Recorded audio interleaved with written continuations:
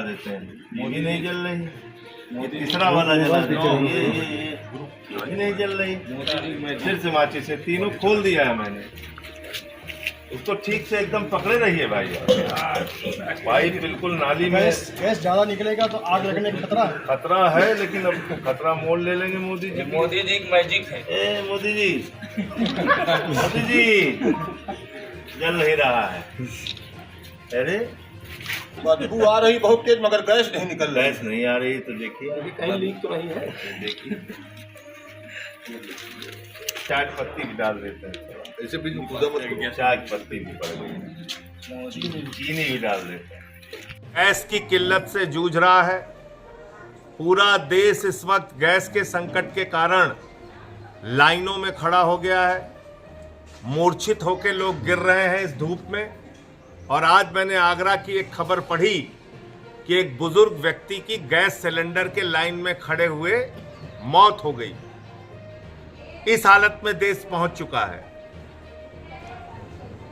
तमाम होटल्स बेंगलोर में, चेन्नई में, मुंबई में बंद हो रहे हैं। मोरवी के अंदर गुजरात में सैकड़ों टाइल्स की फैक्ट्रियां बंद हो गई। जहां पे बच्चे रहते हैं उन हॉस्टल्स के अंदर कैंटीन बंद हो गई। दिल्ली के अंदर हाई कोर्ट की कैंटीन बंद हो गई। एक गहरा संकट देश के अंदर गैस का पैदा हो गया। लेकिन बहुत ही शर्म की बात है कि नरेंद्र मोदी जी कह रहे हैं देश में कोई संकट नहीं है। उनके मंत्री हरदीप पुरी संसद में कह रहे हैं कोई संकट नहीं है। लेकिन ये संकट प्रायोजित संकट है। ये संकट आया नहीं है, लाया गया है। और ये बात मैं क्यों कह रहा हूं, ये देश की जनता को आपके माध्यम से पता होना चाहिए। लोगों को नहीं मालूम था, हमको आपको भी नहीं मालूम था। मैंने भी रिसर्च किया तो पता चला। लेकिन प्रधानमंत्री को मालूम था,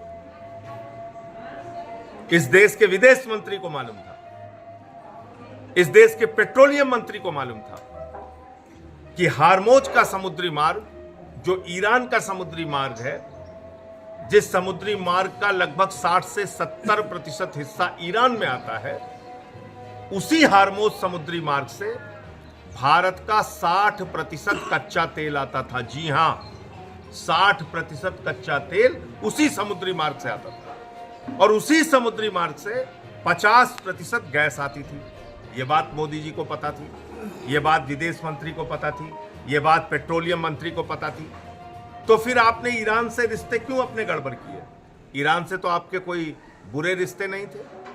और मैं मीडिया वालों की जानकारी के लिए बता दूं कि भारत के प्रधानमंत्री ने जब ईरान की यात्रा की थी तो उन्होंने एक भाषण दिया था, बड़ा ऐतिहासिक भाषण था वो। उन्होंने कहा था ईरान और भारत की दोस्ती इतिहास से भी ज्यादा पुरानी है। यानी जितना इतिहास पुराना हो सकता है उससे ज्यादा ईरान और भारत की दोस्ती पुरानी है। ये मैंने नहीं, प्रधानमंत्री नरेंद्र मोदी ने कहा था। 2024 में जब ईरान के राष्ट्रपति की मौत हुई हेलीकॉप्टर की दुर्घटना में, प्रधानमंत्री ने राष्ट्रीय शोक घोषित किया पूरे हिंदुस्तान में। और देश की संसद के अंदर शोक प्रस्ताव पारित किया गया ईरान के राष्ट्रपति की मौत पे। और अब आपने उस ईरान से जानबूझ के रिश्ते बिगाड़ लिए। आपने युद्ध के 2 दिन पहले इजराइल की यात्रा कर दी। रवि भाई, फर्जी आपने वहां पे एक मेडल गले में पहन लिया। और वो मेडल पहनने के बाद आपने देश के करोड़ों लोगों के हितों को गिरवी रख दिया अमेरिका और ट्रंप के हाथों में, इजराइल के हाथों में आपने गिरवी रख दिया।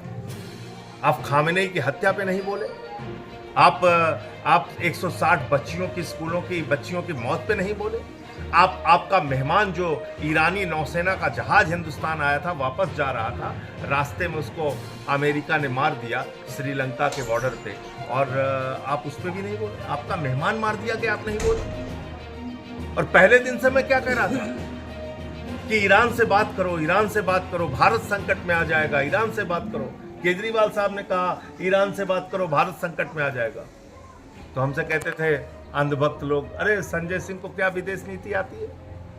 13 दिन बाद जब सारी विदेश नीति मर गई तो मुर्दे को इंजेक्शन लगाने के लिए मोदी जी जागे कुंभकर्ण की नींद से, कुंभकर्ण की नींद से मुर्दे को इंजेक्शन लगाने के लिए जागे। जब विदेश नीति मर गई, जब देश लाइनों में खड़ा हो गया, जब उनका दोस्त अडानी, उसको उन्होंने कहा बेटा यही आपदा है, यही अवसर है, 3 गुना उसने गैस का दाम बढ़ा दिया। तब उन्होंने ईरान के राष्ट्रपति से बात की। पहले क्यों नहीं बात की? रिश्ते क्यों बिगाड़े आपने? देश को क्यों संकट में डाला आपने?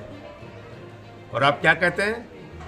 कोई चिंता की बात नहीं है, नाली के गैस से चाय बना लो, नाली के गैस से खाना बना लो। पूरे देश को मूर्ख समझ रखा है। इस अनपढ़ राजा से देश को बचाना पड़ेगा। देश का बंटाधार कर दिया इस आदमी ने। यही वो व्यक्ति है जिन्होंने कहा था ताली थाली बजाओ कोरोना ठीक हो जाएगा, दवा खाने की जरूरत नहीं है, दिया जलाओ कोरोना ठीक। पूरे देश को मूर्ख बना रखा है। और इसीलिए मैंने ये प्रदर्शन आप लोगों के सामने किया कि ये देखिए आप, यहाँ पे गैस भी है, चूल्हा गैस का, पाइप है, और ये नाली, ये देख लीजिए नाली भी है, और ये पाइप भी लगी हुई। नहीं आ रहा है इसमें गैस, हमारा चूल्हा नहीं जल रहा है। तो इसलिए ऐसी मूर्खतापूर्ण बातों से बचना होगा। ईरान के राष्ट्रपति से आपकी बातचीत हुई है प्रधानमंत्री जी, और हम सब लोग चाहते हैं कि भारत का ये संकट खत्म हो, हार्मोज समुद्री मार्ग खुले, वहाँ से हमारे तेल और गैस आना प्रारंभ हो। मैं तो बल्कि एक सुझाव और देना चाहता हूँ।